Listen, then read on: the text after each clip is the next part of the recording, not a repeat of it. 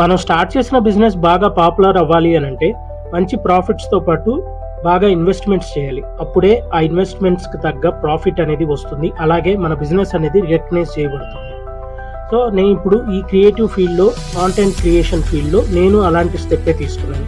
నేను ఒక YouTube content క్రియేషన్కి ఒక మైక్ కొన్నాను. అదే ఈ రెనరో మైక్. ఇది ఒక బేసిక్ మైక్ అని చెప్పుకోవచ్చు. నేను అమెజాన్లో ఈ మైక్ అనేది కొన్నాను. నాకు ఒక 2000 ఎంఆర్పీకి గాను అమెజాన్ సేల్ ప్రైస్లో 800కి నాకు వచ్చింది. సో ఈ రెనరో మైక్ సెట్లో నాకు ఒక రిసీవరు అలాగే మైక్రోఫోన్ అనేది ఉంటుంది. సో ముందుగా చెప్పుకున్నట్టుగా ఇది ఒక బేసిక్ మైక్ అనమాట. రిసీవర్తో పాటు మనకు మైక్రోఫోన్ వచ్చింది.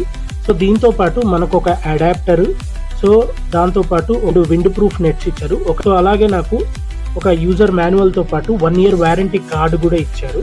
సో ఓవరాల్గా ఇది నేను తీసుకున్న బేసిక్ మైక్ సెటప్. సో మీకు ఇది నచ్చిందనే అనుకుంటున్నాను.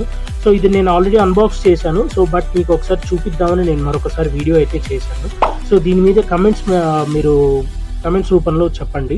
సో అట్లాగే ఇంకా నుంచి క్వాలిటీ కంటెంట్ కోసం నేను ఎక్కడ కాంప్రమైజ్ అవ్వకూడదన్న ఉద్దేశంతోనే ఈ మైక్ సెటప్ అనేది తీసుకోవడం జరిగింది. నా యూట్యూబ్ జర్నీ ఎంత దూరం వెళ్తుందో నాకు తెలియదు, కానీ నేను తీసుకునే స్టెప్స్ మాత్రం తప్పకుండా టాప్ నాచ్ లెవెల్లో అయితే వ్యూవర్కి సాటిస్ఫాక్టరీగా ఉండాలనే డెసిషన్తోనే నేను ఈ మైక్ తీసుకున్నాను. సో ఇందులో 3 levels ఆఫ్ నాయిస్ రిడక్షన్ అనేది ఉంటుంది. బేసిక్గా నేను తీసుకోవడానికి కారణం అదే.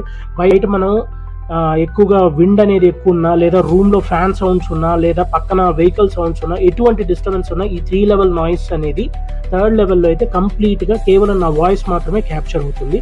సో అందుకే నేను మెయిన్గా ఇది తీసుకోవడం జరిగింది. సో దీంతో పాటు ఇంకా నేను మంచి క్వాలిటీ బెటర్ కంటెంట్ ఇవ్వడానికి ట్రై చేస్తూనే ఉంటాను. సో నా కృషిని మీరందరూ గుర్తిస్తారని ఆశిస్తూ మీ శివనాథ్. Thank you.